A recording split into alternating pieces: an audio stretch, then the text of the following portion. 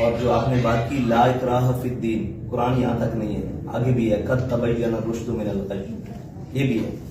तो दीन में बिल्कुल किसी किस्म का जबर नहीं है। और हमारे लोगों ने, आपको कहीं से पूरे पाकिस्तान या पूरी दुनिया में शिकायत नहीं आएगी कि उन्होंने किसी की मदद करने से पहले ये पूछा हो कि तुम कहाँ से ताल्लुक रखते हो, तुम्हारा दीन क्या है, तुम्हारा मजहब क्या है, तुम्हारा फिरका क्या है, लेकिन की है। लेकिन हमारी ईमानियात की बात वो अलग है। हमारा स्टांस है नामूस रिसालत पर।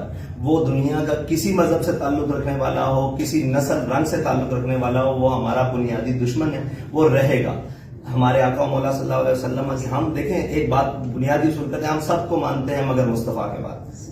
बस इतनी सी हमारी बुनियादी चीज है। हमारा झगड़ा किसी से वो दूसरी बात के ऊपर नहीं है कि वो कहाँ से है और कैसे है, उसका रंग नस्ल क्या है। ये तो हमारे आका मौला सल्लल्लाहु अलैहि वसल्लम सारी जो तफरीक है वो खत्म करके गए, ये सारी तफरीकें। हमारा मसला हमारे आका मौला सल्लल्लाहु अलैहि वसल्लम की इज्जत की जंग है, जो पूरी दुनिया में नामूस रिसालत की जंग है, हम उसके ऊपर खड़े हुए हैं।